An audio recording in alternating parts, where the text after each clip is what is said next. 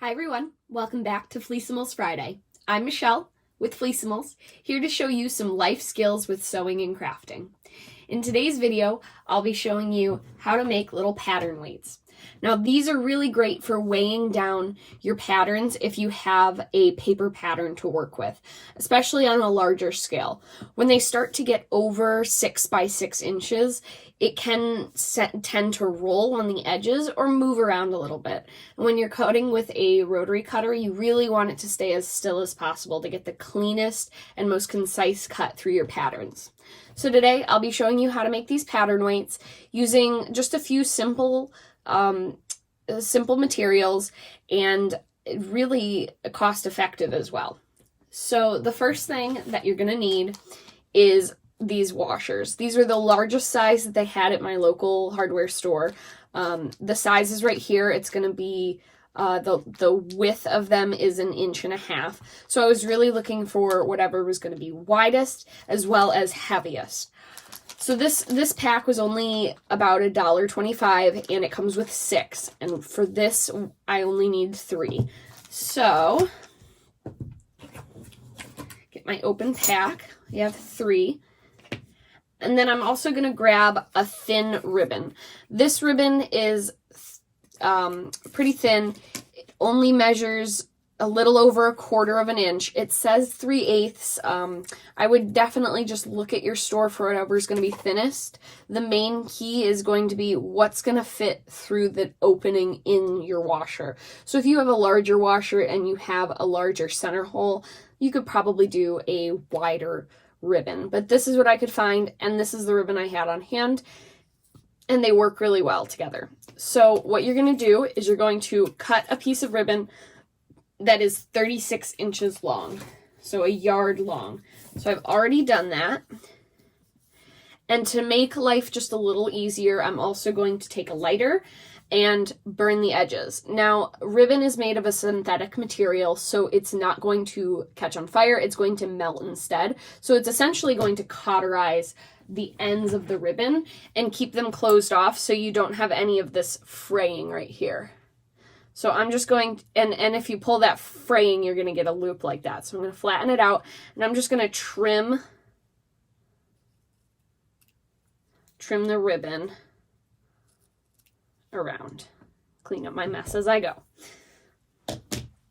All right. So I'm just going to lightly melt the edges just so it doesn't fray. And we'll be on to our next step. All right, so with these washers, we're gonna want to adhere them together with some double stick tape. I did get an entire roll of it at the dollar store, pretty affordable, and it works pretty well for this project. So on every washer, there's gonna be a top and a bottom. And since we're going to be adhering 3 together, we want the top and the bottom to have the nicest edges all the way around. So essentially what we want to do is we want to make sure that the outer pieces have our radiuses, our curves, so that when it sandwiches together, it feels the nicest it can. If I flipped these over, it's going to have some harsher edges because it's not rounded, and it's not going to be as easy to wrap with ribbon. It could also end up fraying your ribbon, snagging it, and we don't want that. So with our tape, we are going to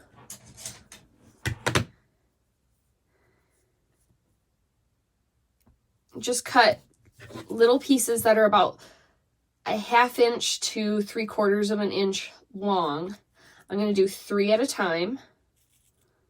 And I'm going to lay out my pieces so I know which one's the top, which one's the bottom. So these are all facing right sides down. The top side is facing down.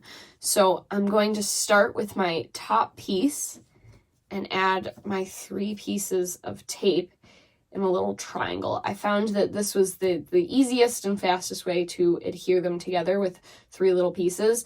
And if you do overhang, you can tuck it back in after. So we're going to need another 3 pieces.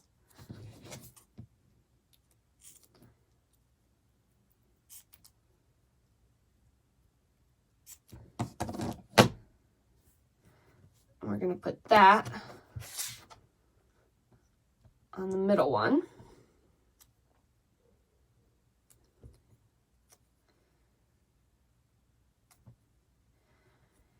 So we're going to put the middle one on the bottom, and when we're peeling off these pieces, that's when you can kind of roll in this little edge and just fold it in on itself.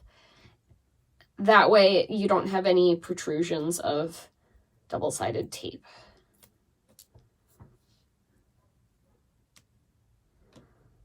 Interesting factoid, in the industry of design, double-sided tape is called twin stick. All right, so now we're going to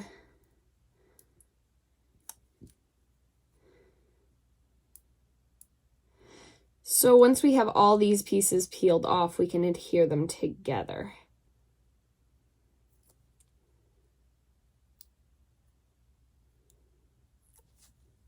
So this being our bottom piece and those being our top and our middle, we're going to make sure that our bottom piece has the nice side facing down. Take our middle piece,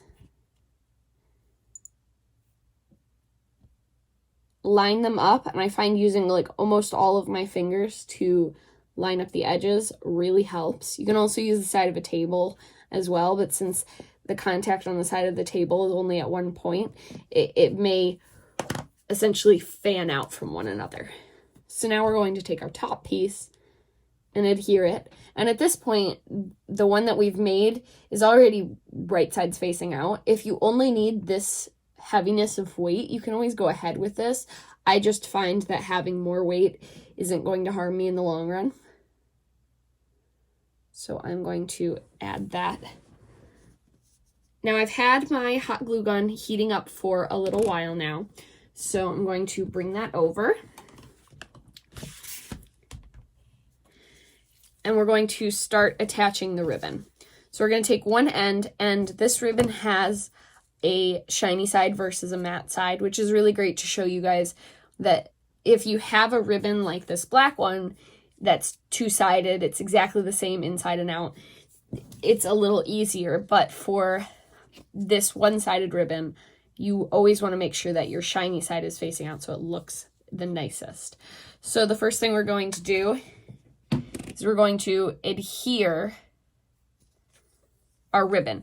You can put the hot glue directly on the washer, but since it's metal, it's going to absorb the heat a lot faster. So if you put it on the ribbon, it has a better chance of adhering. So we're going to line it up straight down from the center.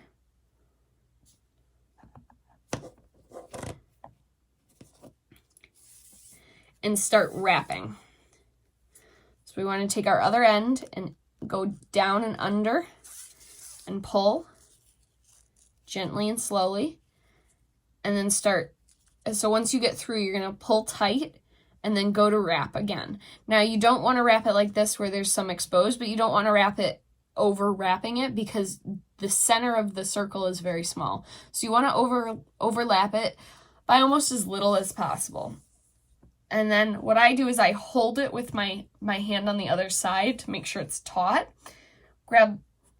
With my other hand, grab the end of the ribbon and insert it through again.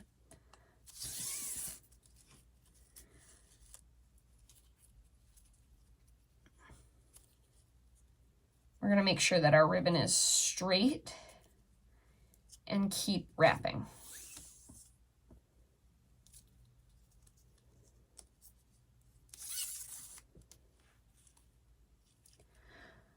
Once we get to our quarter point, we're going to tack it down with some more hot glue just to make sure it's as stable as possible and they don't come loose.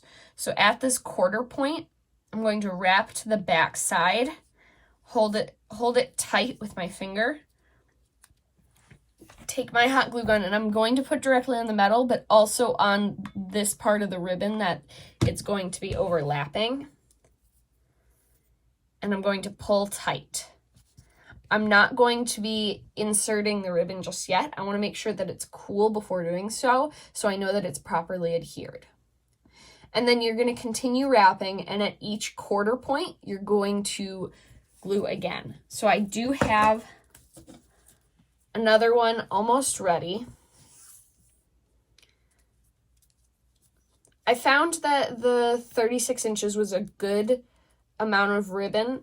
You do end up with a little overhang, but I prefer to have an excess rather than too little, because as soon as you have too little, then you got to start over or you got to make a patch job, and it's never going to look quite as good as having it right the first time.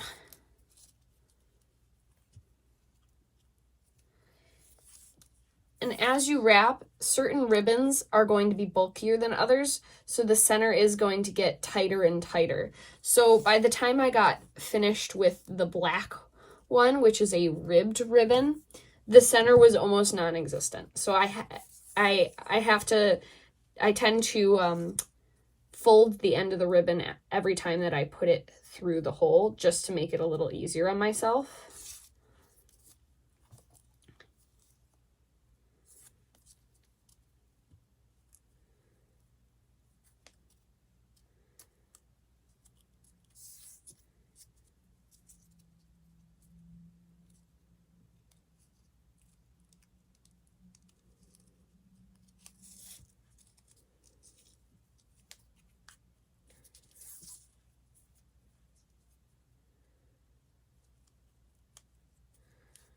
All right, so nearing the end, we have one last lap to cover. Now, I really like the look of it just ending flat. So what I like to do is you're going to hold it on the back taut, like before. You're going to place your hot glue where it's going to go. You're going to pull tight to the other side and hold until it's cool. Now, I do have a little bit of overlap of hot glue there, but swiping and cleaning it up can actually end up spreading it more, as you can see in this kind of example that we have here, where I kind of pushed it away and it blends into the fabric. So it's better to have it almost as like a little clear ribbon edge than to try to blend it. So once that's cool, I'm going to take my fabric scissors and cut it about 1/8, 1/16 away from that edge. The reason that I didn't glue it all the way is because I want to finish that edge by sealing it with the flame, just like before. So I'm going to take my lighter and very carefully, because you are only about 1/2 inch from your hand, you want to carefully finish that edge. And now wherever it lands, that's where you're going to want to put your final dab of hot glue. And just carefully smooth it over. And that's how you make pattern weights. You can make these in any variety of colors or different ribbons. You can have a lot of fun with these. I just went for the black and gray because that's what I had on hand. In total, if I were to add up this project, I mean, you've got $1.25 for 2 pattern weights of washers, $1 for the stick, the twin stick, and maybe as much as $3 for a thing of ribbon at your local craft store. So it's an under $5 project for 2 full pattern weights. And they're very easy to make, very simple, and you can have a lot of fun with a lot of different colors and spruce up your pattern game. I hope you enjoyed this project with Fleecimals Friday. I'll see you in the next one. Bye.